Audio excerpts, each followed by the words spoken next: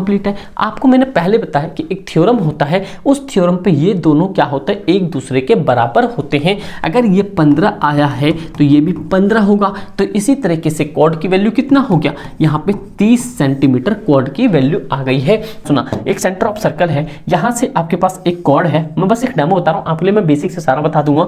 यहाँ पे आपके पास ए है, ये बी है, सेंटर से अगर कोई परपेंडिकुलर आता है तो ये आपको होता है कितने 90 डिग्री का बनता है, ध्यान सुनना। फिर ये क्या होता है, एक रेडियस होता है। तो उसी तरह से हम इसको एक कंस्ट्रक्शन कर लेते हैं यहाँ से। तो ये बताना होता है क्या ये वाला और ये वाला लाइन एक दूसरे के बराबर होगा या नहीं। एक पॉइंट याद रखना, सेंटर से जब भी कभी भी अगर इक्विवेलेंट पॉइंट पे अगर रेडियस जाता है तो वो दोनों साइड क्या होगा, इक्वल माना जाएगा। ये आप नमस्ते भाइयों, मेरे भाई आप क्लास 9th में हो और अगर आपका टर्म 2 होने वाला है तो एक पॉइंट याद रखना, जो आपके सर्कल से बहुत ही ज्यादा इंपॉर्टेंट क्वेश्चंस बन सकते हैं, इवन कि जो प्रीवियस ईयर में भी पूछे गए हैं बार बार वो क्वेश्चंस। लेकिन मैं आपको यहाँ पे एक पॉइंट क्लियर करता हूँ मेरे भाई, अगर आपको थ्योरम नहीं आता है तो बस आप लोग को कमेंट करके बताना है कि भैया थ्योरम करवाओ। एक कंप्लीट सेशन के अंदर में 9.1, 9.2, 9.4 और 9.5 को छोड़ के 9.6, क्योंकि भैया यहां से आपके एक थ्योरम आ सकते हैं। इट मींस कि थ्योरम बेस पे क्वेश्चंस आएगा। इवन थ्योरम इस बात से बेसिक ने बोला कि प्रूफ नहीं करना है, बस मैं आपके सामने एक एज अ डेमो के जैसे ये सर्कल का चैप्टर लाया हूं। कुछ क्वेश्चंस मुझे मिल गए थे, क्योंकि एक्चुअली आपको बताया कि अभी 10th वालों को एग्जाम चल रहे तो मैं उसमें थोड़ा सा ज्यादा इन्वॉल्व हो गया। बट आप लोग को टेंशन नहीं लेनी है, जैसे उनके एग्जाम एंड होते हैं आपके लिए कंटिन्यू A to Z सारे इंपॉर्टेंट क्वेश्चंस आने शुरू हो जाएंगे। तो भैया आप लोग बस कनेक्ट रहो, आके देखी जाएगी। बस ये क्वेश्चंस आपके लिए मैं थोड़ा सा एक एज ए डेमो लिखा आया हूं कि अगर आपको सर्कल वर्कल से डर लगता है तो यू गायब हो सकती है सर्कल से डर। मेरे भाई सबसे पहला पॉइंट आपको यहां पे याद रखना है, जो आपके सामने ये सर्कल है, आपको सबसे पहले देखो ये क्वेश्चंस कितने इजी होते हैं। ये क्वेश्चंस क्या रहा है आपके सामने, if a chord of circle is a distance of 8 centimetre from the centre. आपको सबसे पहले ये पता होना चाहिए मेरे भाई, ये जो कॉर्ड और सर्कल वर्कल होते हैं ये है क्या। मेरे भाई सबसे पहले आपको पता होना चाहिए कि जब यहाँ पे एक सर्कल है, ये आपको पता है कि एक सर्कल है, इस सर्कल के अंदर में ये कह रहा है ये जो सेंटर होता है ये O होता है। तो अगला कह रहा है if a chord of a circle is at distance of 8 centimetre. Chord का मतलब क्या होता है, यहां से देखो ये जो होता है यहाँ पे ये कोड होता है, मान लो ए है ये बी है। अगर आप बेसिक से चाहते हो भैया कोड क्या है, सेक्टर क्या है, माइनर सेक्टर क्या है, मेजर सेक्टर क्या है, आर्क क्या है, माइनर आर्क क्या है, सेक्टर क्या होता है, सेगमेंट क्या होता है, भाई ईच एंड एवरीथिंग अगर आप चाहते हो बेसिक से लेके तो कमेंट सेक्शन में सभी का सब जितने शेयर नहीं है इनके लिए होना चाहिए भैया बेसिक से। तो भाई सर्कल से जीवन में कभी डर नहीं लगेगा। इवन 10th में भी आप बिल्कुल टेंशन फ्री हो जाओ। आप देख रहे हो 10th वालों को भी पेपर हुआ मैथ्स का, डंका बज गया भाई। इवन 57 मार्क्स का A to Z question class हुआ है, जाके कमेंट सेक्शन में कमेंट भी पढ़ सकते हो। 200-250 कमेंट पड़े हुए हैं, समझ रहे हो बात को। यहाँ तो यही पॉइंट याद रखो। 9th में तो मैं आपको 70 तक का प्रॉमिस करता हूँ, आपके 110% 70 क्लास कर जाएंगे जैसे मिड टर्म में हुआ। तो बस आपको क्या करना है, थोड़ा सा आप लोग को थोड़ी अपनी हिम्मत जगानी है और थोड़ा सा क्वेश्चंस पे फोकस करना है। और आप कमेंट करके बताना अगर बेसिक से चाहिए तो आपको मैं वहां से भी सारी चीजें क्लियर कर दूंगा। मेरे भाई ध्यान सुनो, if a chord of a circle, एक सर्कल है, यहाँ पे एक कॉर्ड हो गया है, is at distance of 8 centimetre from the centre. Centre in the sense यहाँ से ये सेंटर, ये आपके पास एक थ्योरम होता है जिसमें कि ये कहता है कि अगर कोई भी लाइन अगर सेंटर से किसी कॉर्ड पे गिरता है तो क्या ये इक्वल लेंथ या इक्वल ट्रायंगल या इक्वल रेडियस बनाता है या नहीं, उस पे थ्योरम है। आप लोग बताना, बस थ्योरम आपके सामने आ जाएगा। तो अभी आपको ये पॉइंट समझ आ गया कि इफ अ कॉर्ड, आपको पता चल गया ए बी जो है कॉर्ड है ऑफ अ सर्कल, एक सर्कल के अंदर ए बी कॉर्ड हो गया at a distance of 8 centimetre. ये जो डिस्टेंस है ये आपका डिस्टेंस कितना हो गया, ये हो गया आपके पास 8 सेंटीमीटर। ठीक है भाई, ये पॉइंट समझ आ गया यहाँ पे।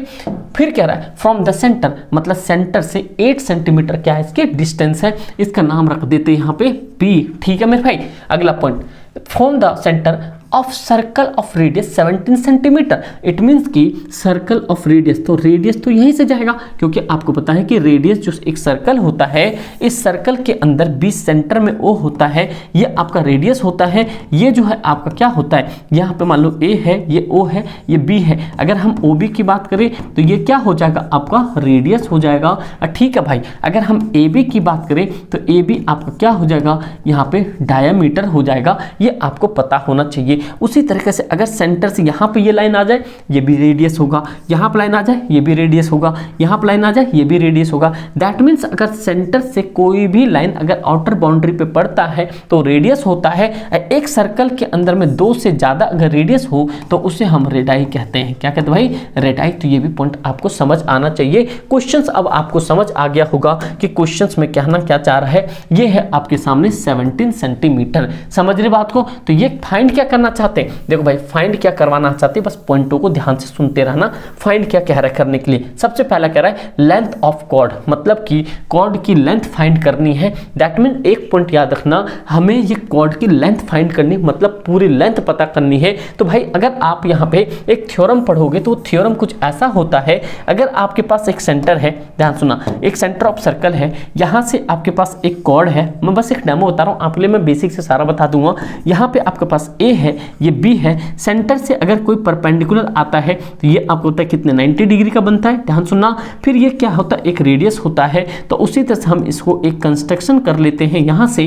तो ये बताना होता है क्या ये वाला और ये वाला लाइन एक दूसरे के बराबर होगा या नहीं। एक पॉइंट याद रखना, सेंटर से जब भी कभी भी अगर इक्विवेलेंट पॉइंट पे अगर रेडियस जाता है तो वो दोनों साइड क्या होगा? इक्वल माना जाएगा। ये आपको थ्योरम्स में प्रूव करके बता दूंगा। कुछ ज़्यादा चीज़ें नहीं होती है उसके अंदर में, गिवन होती है। गिवन भी बहुत सिंपल होता है। क्या होता है? In a circle A B is a perpendicular on chord A B. इस तरह की चीज़ें होती, बहुत ईजी होता है, पर कर लोगे तो कभी डर नहीं होगा। बस आप लोग कॉमेंट करके बताना अगर बेसिक से करना है। तो चलो इसको सबसे पहले फाइंड करते हैं।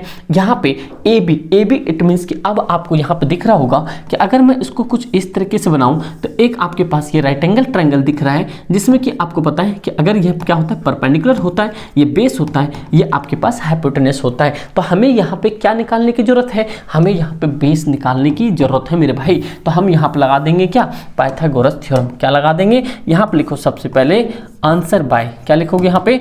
By Pythagoras theorem. क्या लगा दोगे? पाइथागोरस थ्योरम, यही लगा दोगे यहाँ पे। पाइथागोरस इतना हो गया। अब पाइथागोरस का फॉर्मूला क्या होता है? देखो h स्क्वायर इक्वल्स टू में ये होता है p स्क्वायर, अब प्लस में होता है b स्क्वायर। ये यूनिवर्सल होता है। लेकिन अभी हमें क्या निकालना है? अभी आपको निकालना है यहाँ पे बेस। क्या निकालना है? बेस। तो बेस निकालने के लिए क्या करना होता है? जो बड़ी साइड होती है हाइपोटेनस, उसमें से उसका अपोजिट मतलब परपेंडिकुलर माइनस कर दो। अगर यहाँ परपेंडिकुलर निकालोगे तो यहाँ पे बेस माइनस कर देना। ये हो गया यहाँ पे। ये बेस का रहने दो ऐसे, ये स्क्वायर इसका अंडर रूट बना दिया। ये आपके पास h स्क्वायर ऐसे रह गया, ये p स्क्वायर ऐसे रह गया। ये अब फॉर्मूला हमारे पास आने वाला है। देखो h कितना हमारे पास 17, तो ये 17 का स्क्वायर हो गया, ठीक भाई, माइनस p कितना यहाँ पे 8, तो 8 का स्क्वायर हो गया। ये बेस एज इट इज रहेगा। 17 स्क्वायर कितना होता है? 289। अब माइनस में ये कितना हो गया? 64। तो अब ये बताओ यहाँ पे ये जो बेस है, बेस आपके सामने क्या आया हुआ है? ये 289 में से कितना होगा? 9 में से 4 गया तो कितना बचेगा यहाँ पे? 5। 8 में 6 कितना? 2। इधर हो गया यहाँ पे 2। इट मीन्स कि हमारे सामने बेस जो है, ये जो अंडर रूट में आया है, अंडर रूट में 225 कितने का होता है? 15 का स्क्वायर होता है। इट मीन्स कि अंडर रूट होता है। अगर आपने स्क्वायर नहीं किया हुआ है 2 से लेके भाई 25 तक स्क्वायर आप नोट डाउन कर लो, आप अच्छे से याद कर लो। आप लोग बस मुझे कमेंट के बताओ सिंपल सा 21 का स्क्वायर कितना होगा? सभी बच्चे कमेंट होना चाहिए, ठीक भाई। अपने वहाँ ऑफलाइन में पहली से दूसरी क्लास सब बच्चे को ये चीज़ें आती हैं, तो आप लोग भी करके चलो इस चीज़ को। तो 15 बेस आ गया। इट मीन्स कि आपको समझ आ गया। अगर यहाँ पे अगर मैं ये चीज़ लिखूँ मेरे भाई, बस अगला देखो, अगर मान लो AP जो है मेरे पास, ये क्या था? ये मेरे पास बेस था।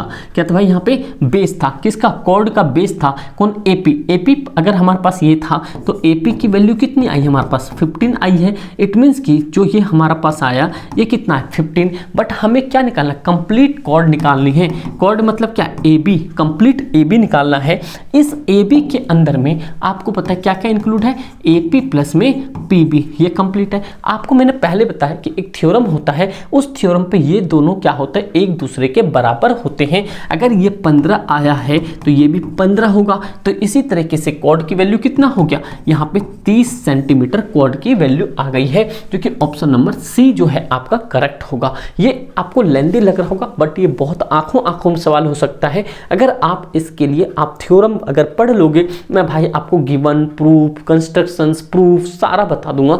बस आप लोग बताना कि हाँ भाई आप लोग इच्छुक हो या नहीं हो, बस आप लोग बस यही चीज़ बता देना। उसके बाद A to Z बहुत सारे क्वेश्चंस आ जाएंगे, आप बेफिक्र रहना। बस आप लोग एक ही चीज़ बताना कमेंट करके, बस आप लोग प्लीज़ यार लाइक जरूर करना, जिससे कि थोड़ा सा और मोटिवेशन हो, आपके लिए बहुत तगड़ा सा कंटेंट लेके आ पाए। ठीक दोस्त, अच्छा लगा हो लाइक जरूर करना। Thank you so much and जय हिंद।